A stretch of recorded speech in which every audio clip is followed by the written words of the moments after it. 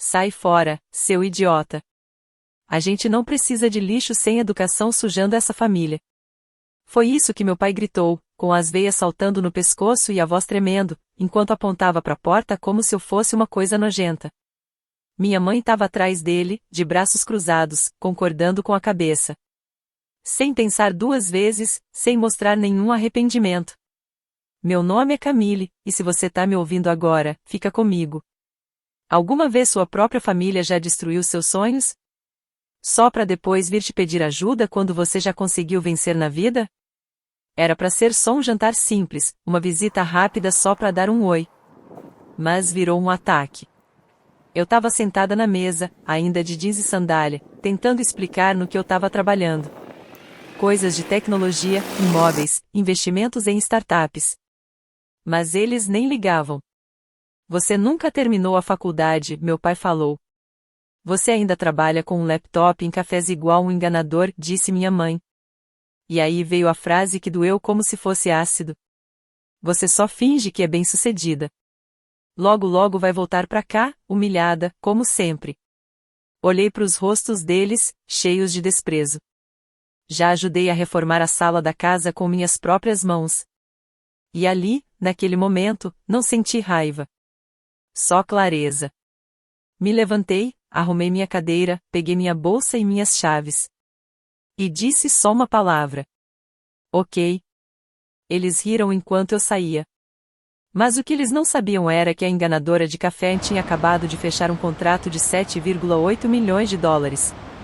Que o lixo sem educação era dona da maior parte de uma startup de tecnologia financeira avaliada em mais de 200 milhões.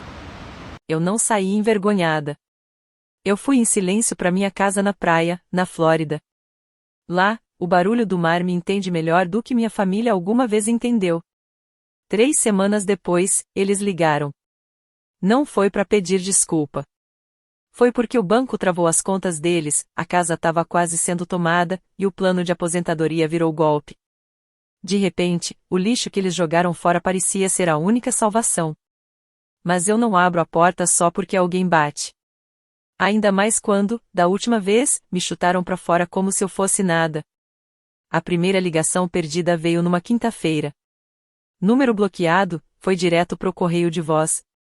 Depois mais uma, e outra. No domingo, eu já tinha 16 chamadas perdidas, todas da minha mãe. A mesma mulher que disse que eu era um erro. Agora deixava mensagens começando com: Camille, querida, precisamos conversar. E terminando com: por favor, liga de volta. É urgente. Mas eu não liguei. Tava ocupada demais vendo o sol nascer da varanda da minha casa de praia, tomando um café feito pelo meu chefe particular. Ocupada respondendo propostas de empresas querendo comprar minha nova plataforma.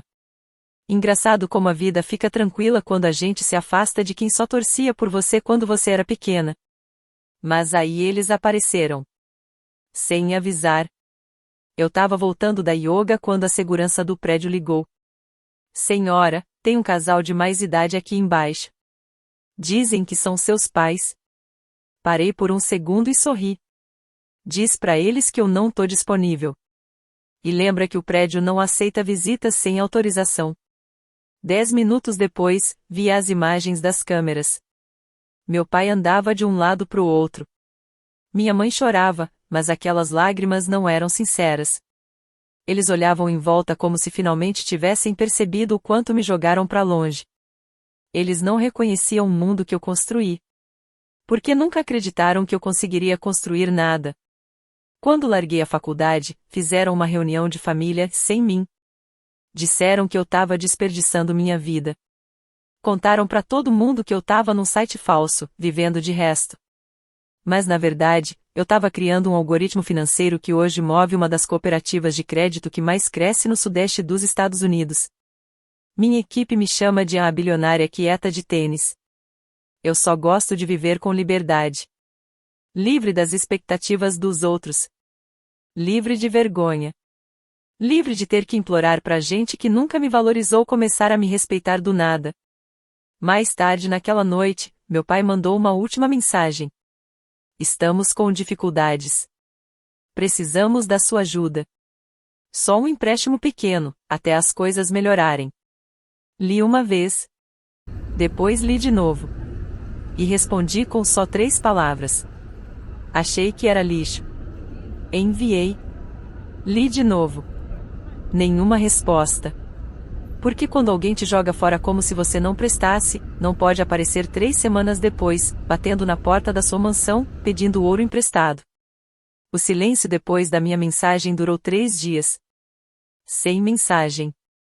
Sem ligação. Sem voz pedindo desculpa. Só o silêncio. Aquele tipo de silêncio que aparece quando a pessoa finalmente enxerga no espelho tudo que passou a vida inteira tentando ignorar. Mas eu nem tava esperando resposta. Eu tava ocupada demais. Fechando um novo contrato com 2 sócios do Vale do Silício e uma empresa de investimentos de Dubai. Ocupada revisando os planos da minha segunda casa em Miami. Vivendo a vida que eles juraram que eu nunca ia ter sem um diploma ou a aprovação deles. No 4º dia, minha irmã me ligou. A gente não se falava há mais de 1 ano.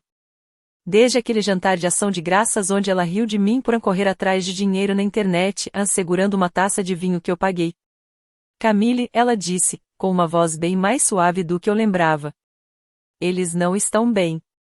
Papai teve 2 ataques de pânico. Mamãe nem tá comendo. Acho que eles perceberam que foram longe demais. Fiquei em silêncio. Ela continuou.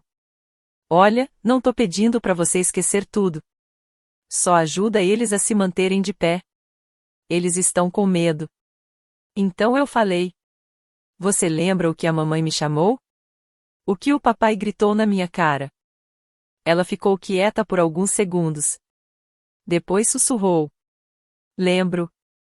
Então me responde uma coisa, falei, com calma. Se eles não tivessem se ferrado, teriam me procurado? Ela não disse nada. Porque a gente sabia a resposta.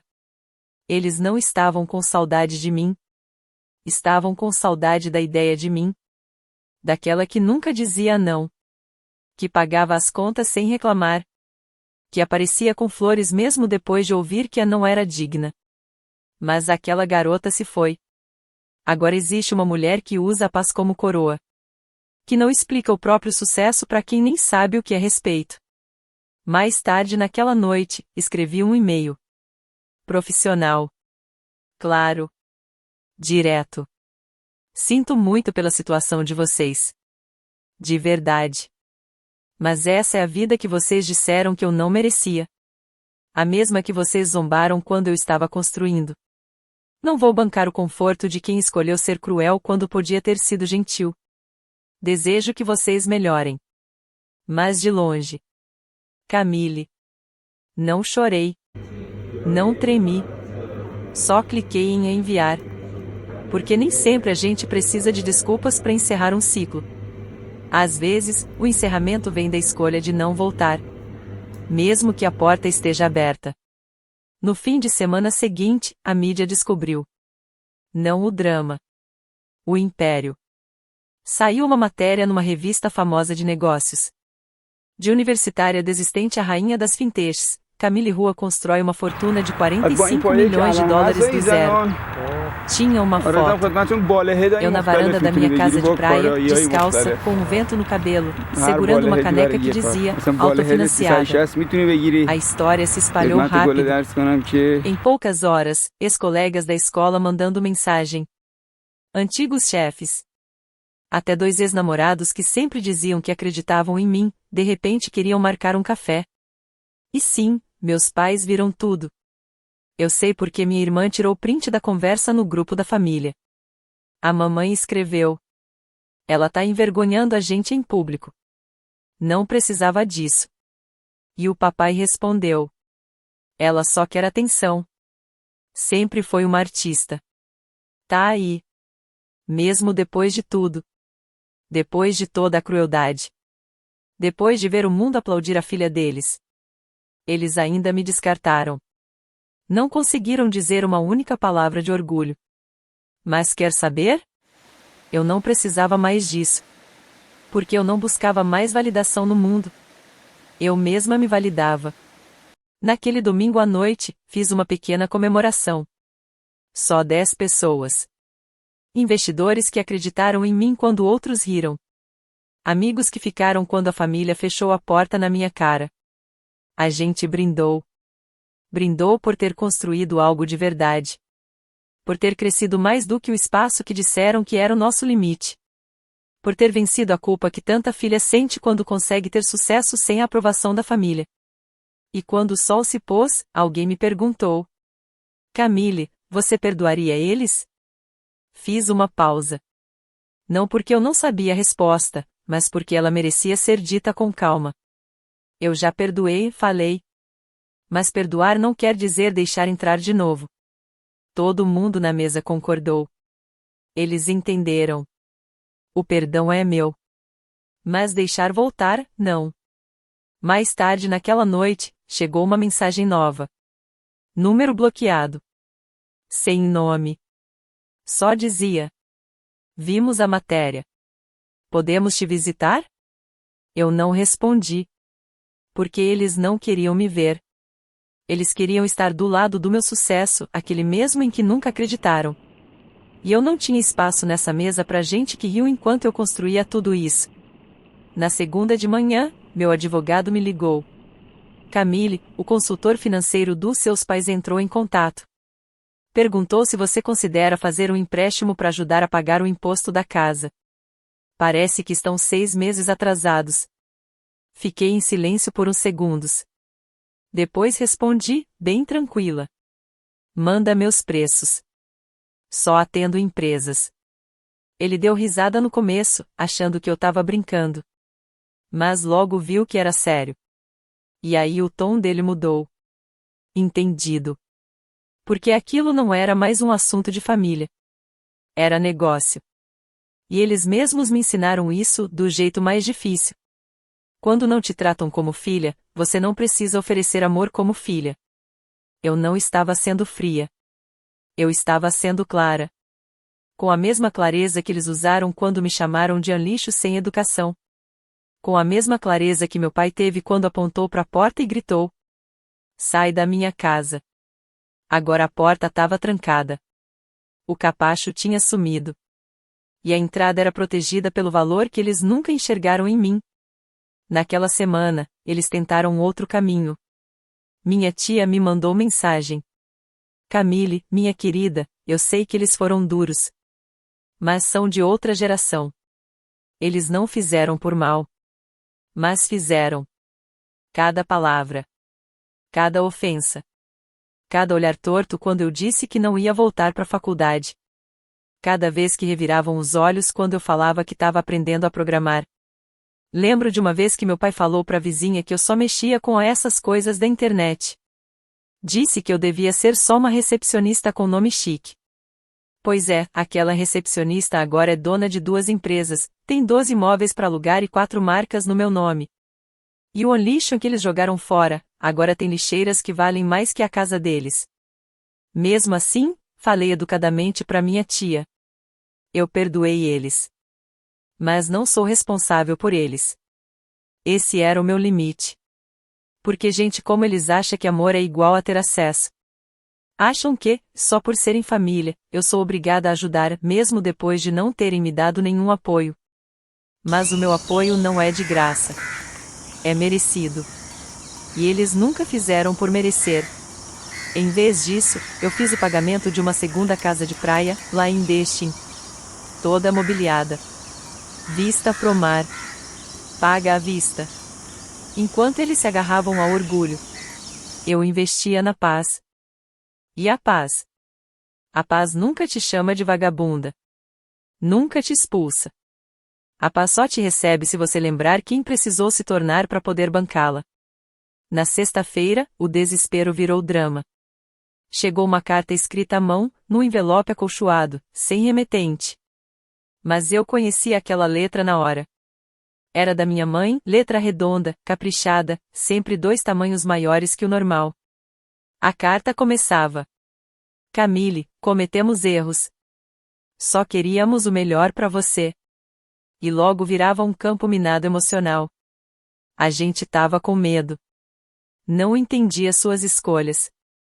Você precisava da gente antes, e a gente não estava pronto para precisar de você agora. Será que não dá para recomeçar?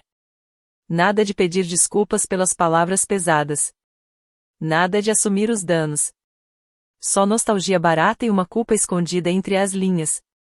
No fim, uma frase solta, escrita com tinta tremida. Gostamos da sua casa de praia. Claro. Porque sempre foi sobre isso. Não sobre mim, mas sobre o que eu tinha. Não era amor.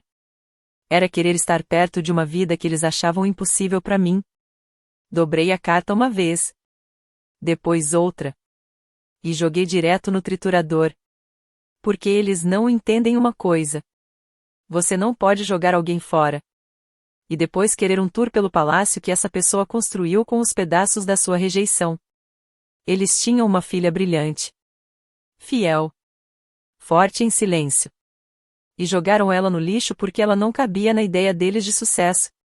Agora essa filha estava na lista da Forbes 40 abaixo dos 40. E aí, do nada, lembraram que ela existia. Mas eu não era mais a Camille desesperada. Eu era a Camille, a que decide. E minha decisão foi simples. Sem visita. Sem passeio. Sem segunda chance. Em vez disso, liguei para minha assistente. Marquei uma sessão de fotos na nova casa, pôr do sol, estilo clean, tudo minimalista. E falei pro repórter. Sim, aceito fazer a entrevista de capa. Porque, se eles fossem me ver agora, seria de longe. Sem implorar, sem fingir. Só a verdade. Vestida de linho caro, com paredes de vidro ao fundo. E quando eles deslizarem o dedo por aquelas fotos? Quando olharem de lado para a vida em que nunca acreditaram? Vão ver exatamente o que perderam. Não só o dinheiro. Não só a vista. Mas a filha que poderia ter carregado tudo isso com eles. Se tivessem me tratado com respeito, em vez de desprezo. A revista chegou às bancas numa terça-feira. Capa inteira. Uma foto nítida minha, descalça, em cima do deck de mármore da casa na praia. Cabelo ao vento. Sorriso leve, mas firme. A manchete dizia: disseram que ela nunca ia conseguir. Agora ela não consegue atender chamadas de número desconhecido. Dentro, 6 páginas inteiras só de história. Era história real. Sem drama exagerado. Sem piada. A rejeição, a superação, o império. A revista contou tudo como foi. Sem florear. Filha rejeitada por seguir um caminho diferente. Agora CEO de um negócio que vale milhões. Sem diploma, sem desculpas, só resultados. Em 48 horas, todo o círculo social dos meus pais já tinha lido. Amigos, colegas da igreja, antigos colegas de trabalho. Eu sei porque meu primo me mandou um print de uma mensagem do meu pai. Tô cansado de gente perguntando sobre ela. Agora ela virou tipo uma heroína. Ela nos traiu. Não, pai. Eu não te traí. Você que me abandonou. E mesmo assim, eu sobrevivi. Isso não é traição. Isso é justiça. Na sexta-feira, chegou outra carta. Dessa vez, sem drama. Só isso. Agora vemos que estávamos errados. Se um dia ainda houver espaço pra gente na sua vida, seremos gratos. Mãe e pai. Fiquei pensando nisso por horas. Teve um tempo em que eu teria chorado, corrido pra ligar, tentado consertar tudo, só pra ser aceita. Mas aquela versão minha. Ela não existe mais. Hoje, eu sei. Não preciso ser escolhida por quem nem conseguia me enxergar. Então escrevi uma resposta. Não para reabrir a porta, mas para fechar de vez. Asterisco asterisco, queridos mãe e pai. Vocês me ensinaram como é se sentir indesejada. Como é ser descartada. E com isso, me ensinaram a construir algo que ninguém mais pode tirar de mim. Eu perdoo vocês. Mas perdão não dá acesso. Vocês não fazem parte deste capítulo.